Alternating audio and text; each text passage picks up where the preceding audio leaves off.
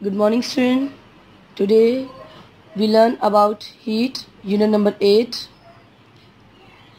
Chapter name is heat. Heat is the form of energy. Heat flows from one object to cool objects. It is called heat. Okay? Heat makes us warm. Heat हमें गर्म रखती है.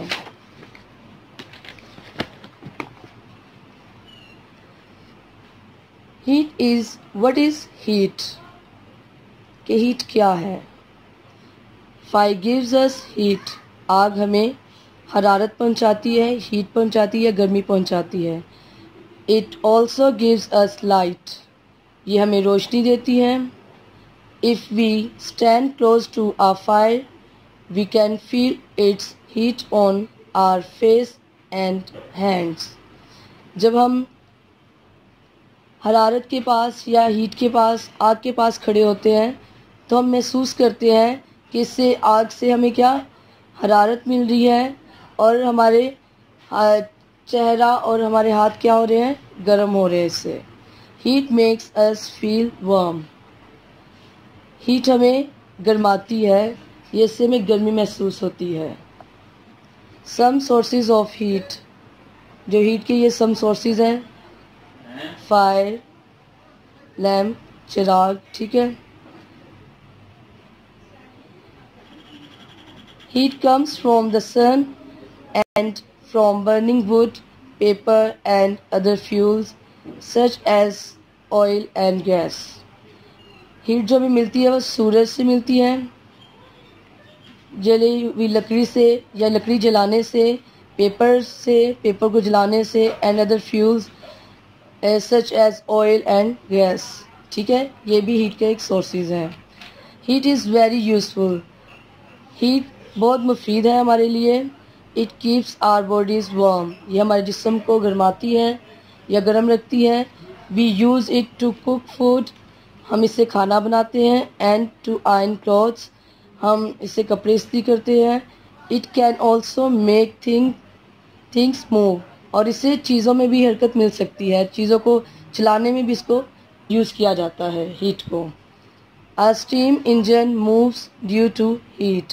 जो steam engine है वो भी हरारत की वजह से, हीट की वजह से ही मूव करते हैं. नेक्स्ट पैराग्राफ देखेंगे. Anything which can do work has energy.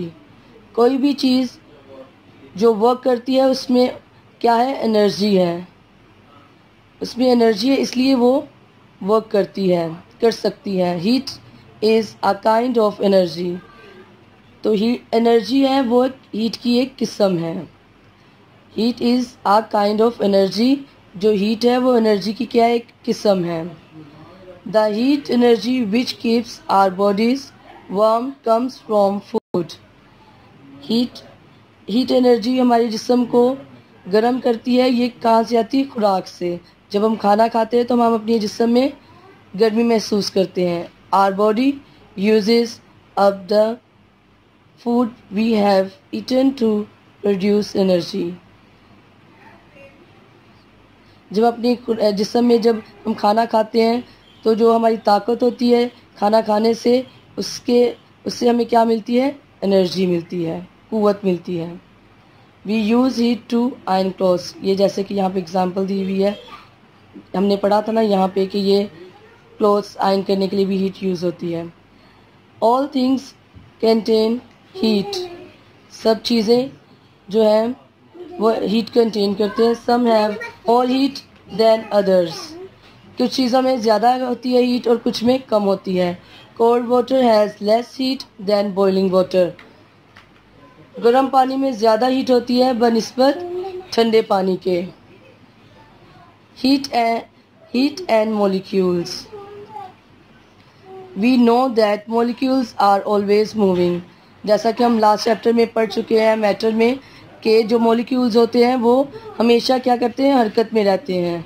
Molecules move because they have energy. Molecules हरकत करते हैं क्योंकि इनमें एनर्जी होती है. ठीक है. When the molecules of something move faster, they make that thing hot. जब किसी भी चीज़ के मॉलिक्यूल फास्ट हो रहे, मूवमेंट कर रहे हैं, तो इसका मतलब वो चीज़ गर्म है। We can feel the energy of the molecules as heat. हम उनकी हीट से, उनकी energy, we can feel the energy of molecules as heat. हम उनकी एनर्जी का अंदाज़ा लगा सकते हैं मॉलिक्यूल्स की हीट से। जितने वो फास्ट मूवमेंट कर रहे हैं मॉलिक्यूल्स, इसका मतलब वो चीज़ बहुत ज़्यादा हीटअप हो जाती है। नेक्स्ट पेज देखेंगे।